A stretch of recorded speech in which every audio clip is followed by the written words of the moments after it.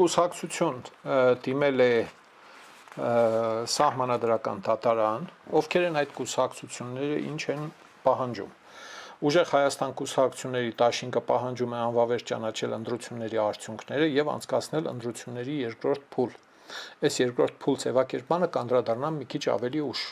Կարծում եմ, որ սա ուշագրավ դրվագ է։ Հայաստան դաշինքը Ռոբերտ Քոչարյան միայն պահանջում է անվավեր ճանաչել ընտրությունների արդյունքները։ Սահմանադրական դատարան, ուրեմն Բարգավաճ Հայաստանը, իրենք ուրեմն պնդում են,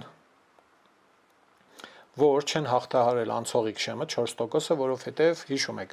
կենտրոնական ընտրական հանձնաժողովը 2006 տեղամասերից 3 տեղամասերի արդյունքները զանազան խախտումների պատճառով զինվորներ էին քվեարկել, մի դեպքում այն մի կուսակցության քվեները չկային եւ այլն, իրենց քվեները այդ 3 տեղամասերի արդյունքները չեղարկել է եւ որ չի հաշվվել Բարգավաճ Հայաստանը վերջնական արդյունքներով ուրեմն 4%-անոց շեմը չի հաղթահարել։ Ասում է չէ հաշվեք, բայց այստեղ ողջամիտ հարց էլ կա, էլի ժողովուրդ ջան։ Ասենք կուսակցություններից մեկի քվեաթերթիկները չեն եղել այդտեղ։ Շատ վատեոր չեն եղել։ Մեղավորը պետք է գտնվի եւ պատասխանատվության ենթարկվի, թե ինչու չի եղել, սա ուրիշ խոսակցություն է։ Բայց այդ տեղամասի արդյունքները կարելի է համարել օրինական, թե ոչ։ Եղավ որ եթե լիներ գուցե այդ կուսակցության օգտիներ քվեներ լինեին, ելի կարող է լիներ այնպես որ 4%-ը չհաղթահարվեր եւ այլն։ Վերաքվեարկություն չնշանակելու կենտրոնական ընտրական հանձնաժողովի որոշումը ցես հայտնի է այդ 3 տեղամասերում, հա։ Կենտրոնական ընտրական հանձնաժողովն էլ իր մեկնաբանությունը այսպես է տալիս, թե եթե արդեն պարզ էր, որ այդ 3 տեղամասերում, ինչ է, Բարգավաճ Հայաստանին պետք էր այսքան քվե, մնացած քաղաքական ուժերը ամենայն հավանականությամբ կոչ կանեին իրենց ընտրողներին այդ տեղամասերում քվեները տալ գործընկեր քաղաքական ուժերը իրենց քվեները տալ Բարգավաճ Հայաստանի օգտին, եղավ որ այս գլխից կլիներ կողմնորոշված եւ որոշված քվեարկություն։ Գուցե պրո ԿՊ-ական ուժերն էլ կոչ կանեին իրենց ընտրողներին, որոնք չէին անցել, հա, այդ շեմը եւ ազդեցություն չուներ, հա, ասենք 5000 քանի 100 քվե մեկն է տարել 15000 քանի 100 մեկն է տարել երկրով մեկ։ Նրանք էլ կարող է ուղղորդեին իրենց ընտրողներին այդ 3 տեղամասերում, ասային թե ԿՊ-ին քվեարկեք, այսինքն այս գլխից ոնց որ թե հայտնի քվեարկության արդյունք էր, սա կենտրոնական ընտրական հանձնաժողովի մեկնաբանությունն է, այս իմաստով կենտրոնական ընտրական հանձնաժողովը որոշել էր պարզապես չեղարկել այդ 3 տեղամասերի արդյունքները եւ նոր քվեարկություն չնշանակել։ Իմ կարծիքը ասել եմ անմիջապես կրկնեմ, ես համարում եմ, որ ամբողջ երկրով մեկ հարկավոր է վերաքվեարկություն նշանակել։ Կենտրոնական ընտրական հանձնաժողովը 15 օրում մնաց 14 օր պիտի որոշում կայացնի, ինչպես վարվել այս դիմումների հետ 7 դիմում, տարբեր քաղաքական ուժերի դիմում, տարբեր հիմքեր, տարբեր պատճառներ, տարբեր պահանջներ։ Իմ մոտեցումը, իմ համոզմունքը այն է, որ ընտրակաշառքի ահռելի ծավալները ազդել են, որակական ազդեցություն են ունեցել, ոչ թե խոհափիլիսոփայական ազդեցություն։ Նեղվել են, գիշերը քուններս չի տանում, չէ, որակական, հենց թվերի վրա ազդել է, թվերի որակի վրա, ինչ որ մեկը կարող է ասել քանակական, բայց ես նկատի ունեմ հենց որակը խորհրդարանի կարող էր ուրիշ լինել, եթե ընտրակաշառք չլիներ։ Այս հիմքով ես համարում եմ, որ եղած ընտրակաշառքների հայտնի փաստերի ծավալների հիման վրա, արտացման հիման վրա,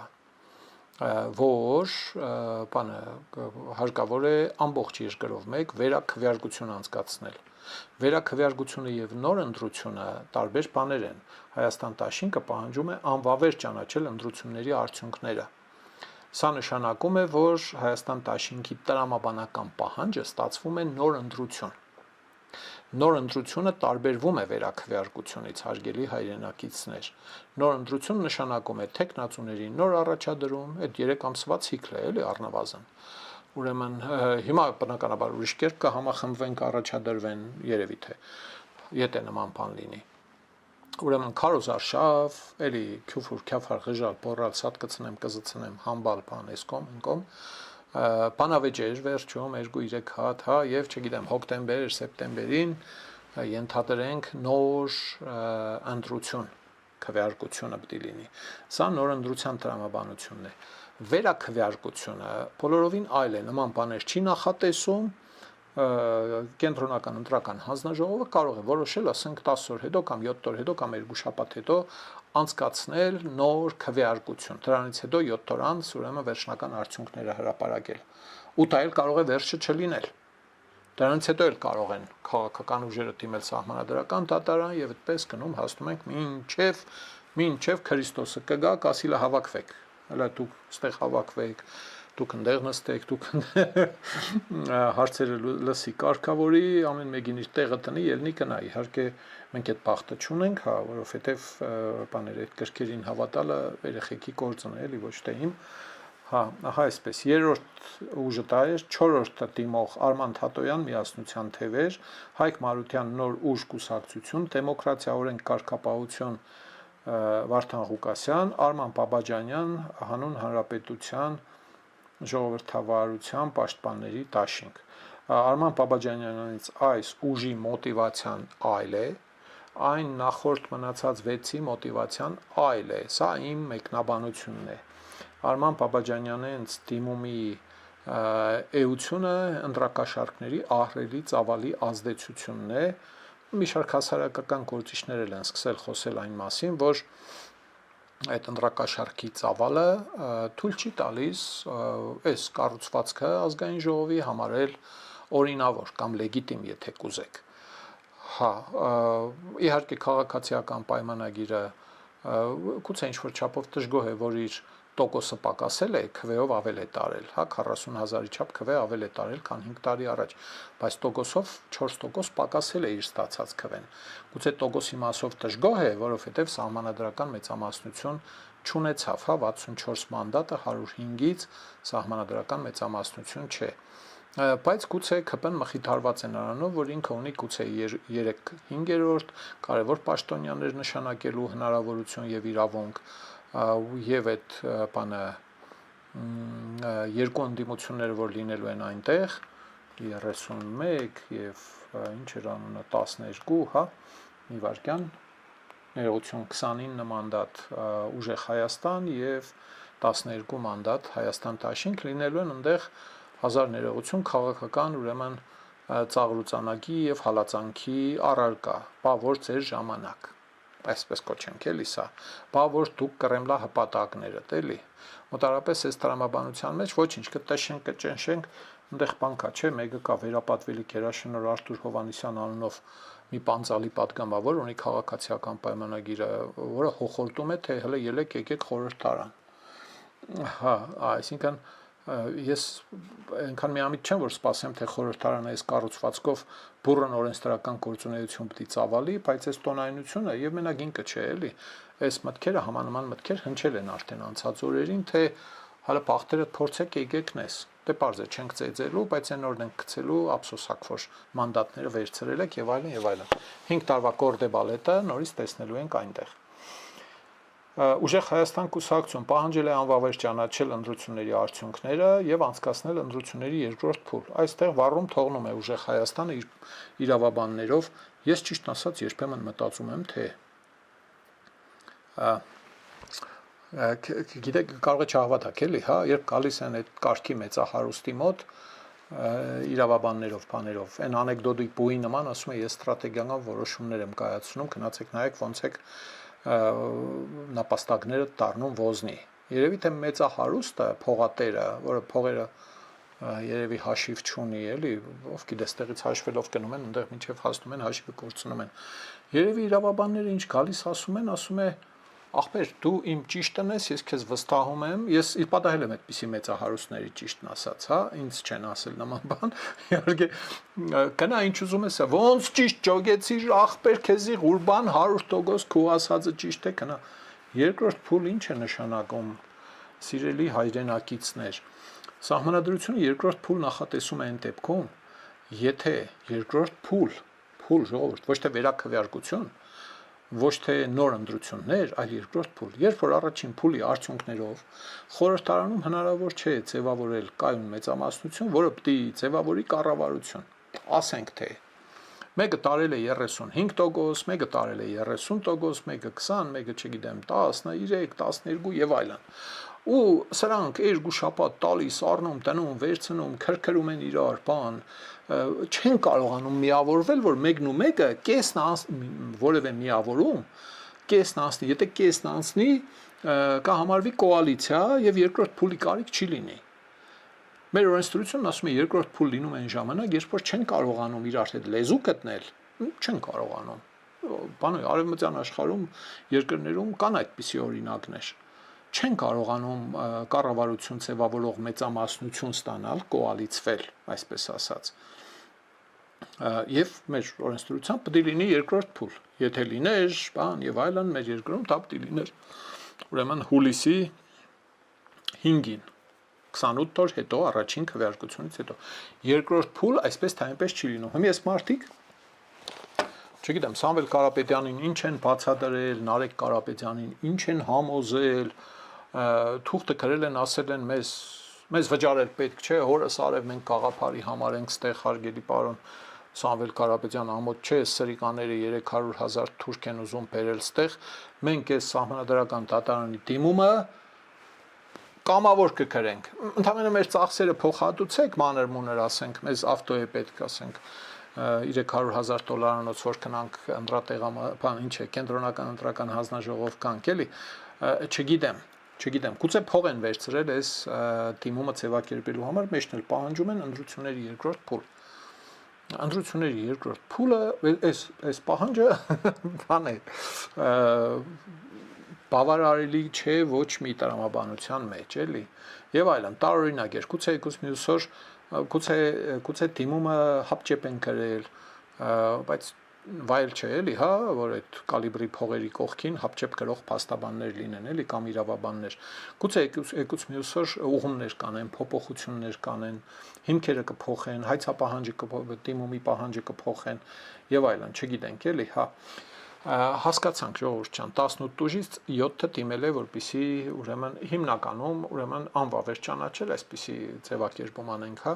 երևի վերաքվեարկություն իրավունք չունեմ ընդհանրացնելու բայց մոտավորապես այդպես կենտրոնական ներողություն սահմանադրական դատարանը պարտավոր է որոշում կայացնել 15 օրվա ընթացքում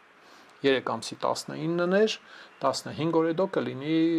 ուրեմն հուլիսի 4-ը ամենաուշը հուլիսի 4-ին կենտրոնական ընտրական հանձնաժողովը պիտի իր որոշումը հրապարակի ինչ է որոշել այս բոլոր դիմումների հետ կապված բաց ընթացակարգ բանավոր ավելի ճիշտ ընթացակարգ այսինքն ելույթներ ճառեր բաներ ոչ թե գրավորելի այնպես որ սպասենք նորանոր կենասների իսկ ինչ երաշխիք կա որ հիմա նորից ընտրության դեպքում նույն դրակաշարքը ռեից բերած հայերը եւ մնացած այլ մեթոդները չեն լինելու հարգելիս է դա ոչ մի երաշխիք չկա ոչ մի երաշխիք չկա ոչ սրա ոչ մի բան այս քաղաքականության բնության մեջ նույնիսկ ոչ մի երաշխիք չկա այն կարգուտը որը գյումրեցիք չէին տեսել ես չեմ հիշում մարդ որ այդ չափի կարգուտ տեսած եղներ երաշխիք չկար կարելի էր մտածել որ մի շաբաթ առաջ գեշ կարգուտ եկավ բրձավ գնաց արդեն ամառ է չկա երաշխիք հա ինչ է պետք անել այսինքն լիք կկելու կազան կողք ու բոլորից մոսկվայից բանից ուզում եք գզել պատառոտել Հայաստանի Հանրապետությունը ինչ անել մի քանի մեթոդներ կան կատակ չեմ անում չեմ հեգնում հարգելիս է դա մի մեթոդը աղոթելն է այդ մեթոդին հայ ժողովուրդը վաղուց ապավինել է մինչև հիմա լիք կմարդ կա որ աղոթքով փորձում է հարցերը մերս էլ էր աղոթքով փորձում էր լուծել հարցերը երևի ստացվում էր չգիտեմ անեցքը ասենք ով հանգարց ընտրակաշարքով ընտրելու համար ձեռքը մեկնի փողին թող այդ ձեռքը չորանա աչքերը քորանան ականջները եւ այլն ես իմ մարդ կա գուցե օգնում է եթե մարդ կա ապավինում է այստեղ օրենքի եւ անեցքի գիրք ունեմ ժողովածու ակադեմիական կարող է օգտվել ինչ պետք է անել պետք է բռնել դաժանորեն պատժել օրենքով նախատեսված կարգով բնականաբար օրինակ ինչը կխանգարեր որ 3 կամ այսօր կամ եկուց կամ մյուս օր արտահերտ նիստերով քրեական օրենսգրքի մեջ ընտրակաշարքի պատժաչափերը դառնային ոչ թե 7 տարի մնար 8 տարի այլ եղներ 18 տարի 20 տարի շատ տմարդի շատ անմարդկային շատ չգիտեմ էլի ապա քրիստոնեական պատժաչափ տրվեր ասենք ինչը կխանգարեր ինչ օգուտ կունենայինք դրանից ինձ թվում է որ զգալիորեն կնվազեր են մարդկանց թիվը ում մտքով կանցներ որ լավ է ստե սպասի փողը վերցնենք մերոնք կհաղթեն դե մինչև իշխանությունը փոխվի 2 ամիս կնստեն, ոչինչ, դուրս կգան բանդից, զատո կովը մեր խոսող կլինի, հա, երեք լսեցիք գաղտնալսումների մեջ, հա, ասում է 700,000 տրամանոց կովը մինիմում անգլերեն պետք է իմանա, էլի, մոտարապես էս կինոյ։ Ինչքան մարդ է հիմի գնացել բանդերում ու չգիտեմ տնային կալանքների մեջ եղունգները կրծում, թե մենք հույս ունեինք, թե վերջապես մեր հաջորդ վարչապետը կլինի Սամվել Կարապետյանը, կլինի փոփոխություն, հա, ու բանը պատրաստ էինք նստել ամիս 2 ամիս, բայց դե ասա վարունգը հակառակ ուղղությամբ աճելու խասյատ ունի, թարս է աճում էլի խիարը այսպես ասած։ Այնպես որ հարգելիս է դա չկա բան, երաշխիքներ չկան։ Պետք է կռվել, հա, այսինքն երկրի ինքնիշխանության համար պետական ապարատները պիտի պայքարեն։ Պետական ապարատները մի քիչ կաղեն, մի քիչ թույլ են, մի քիչ խեղճ են, ինչի որտեվ չեն մաքրվել, ասել ենք այս մասին նորից չպատմեմ, էլի ինչ որ գործ անում են, էլի մեծ գործ են արել, հա, բայց թե ինչ կլիներ, եթե այդ համակարգը իստակ մաքրած լիներ, կարելի է պատկերացնել 250 մեղադրյալի փոխարեն կարող է 2500 ունենայինք, բայց թե այս եղածը նախկինում են ընդհանրապես չեղածի համեմատ բացարձակ նոր եւ իսկապես հուժկու հարված է ընտրակաշարքի մեքենային։ Այն ուսուցիչներ, այն տնօրեններին էլ որ քրեականով դատեն, ես ահագին կողք կլինեմ այն 8-10 տնօրեններին, որոնք կոլեկտիվ ու բարձր դասարանցի էին տարել քաղաքական քարոզարշավի։ Այս դեպքում տարել էին բանի օգտին, հա, քաղաքացիական պայմանագրի օգտին, որտեղ սիրում էին իրենց ասելով Փաշինյանին, ուզում էին մոտիկից տեսնել, ձեռ տալ, հա, նկարվել հետապեչենի, քարտեզ, մարտեզ, պետք է դատվեն այդ տնօրենները, որոնք գործի ժամին երեխեքին եւ արձակուրդների ժամանակ կոլեկտիվով ելել գնացել էին քաղաքական քարոզարշավի։ Պետք է նստեն, եթե չէ 5 տարի ես արուն եմ խմելու։ 5 տարի մի բան էլ ավել, այս մասին խոսելու եմ, կզելու եմ, պատառոտելու եմ իշխանություններին, որովհետև այդ մարդիկ հանկարծ կարող է պլստան, չպետք է պլստան։ Կամ դատարանում ելնում ասում են, մեզ հրամայել էին մարզպետարանից, ասենք, թե մարզպետարանից էլ կան նստելու ահը սրտերում, ասեն, մեզ հրամայել էին, չգիտեմ, նախարարությունից եւ այլն եւ այլն։ Գնացեք նստեք, ժողովուրդ ջան, մեռանք բացադրելով, հերիք բռնաբարեք այս ընտրական համակարգը։ Ու ոչ ոք չի կարող չափել էլի, թե ինչ ազդեցություն է ունեցել ընդհանուր առմամբ այս օրինազանցությունները։ Ընտրակաշարքի ապացույցների բաները դեռ շարունակում են երևալ, հա։ Եսի նկատի ունեմ, որ մաքրելուց հետո ճիշտ կլինի ընտրությունները անցկացնել երկիրը ավելորդ ցնցումների ձեր սպայելու համար։ Մաքրելը ինչի նկատի ունեք, ես դա չհասկացա, էլի։ Մաքրելուց հետո ո՞րն է։ Հիմի ահագին մարդ բռնվել է եւ ահագին մարդ քննության տակ է, մարդկա եկել քվեարկել գնացել է, մանավանդ չգիտենք ում օգտին են քվեարկել եւ հիմա ակնհայտ է, չէ՞ որ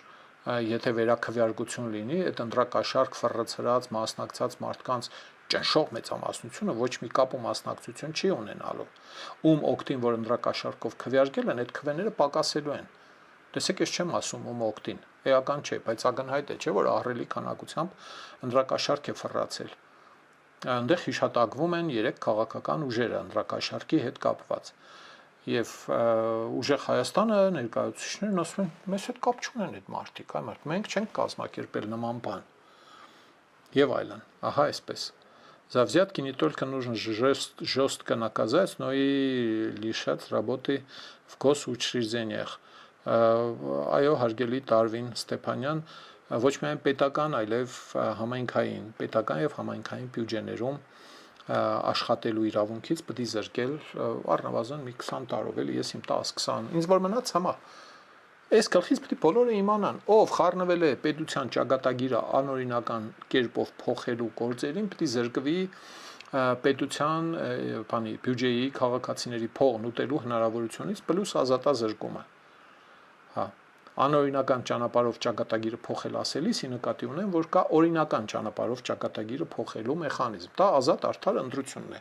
Գնում ես քո կաղապարները, ասում ես մարդիկ հավանում են, ընտրում են, դառնում ես իշխանություն։ Չեն հավանում, չեն ընտրում, չես դառնում իշխանություն։ Բայց եթե դու մարդուն կդում ես, հավ ես տալիս, խոզ ես տալիս, դու չգիտեմ, կով ես տալիս, քյաբաբ ես տալիս, ուրիշ բան ես տալիս, մեղայա սուպերանս ինչ եկավ,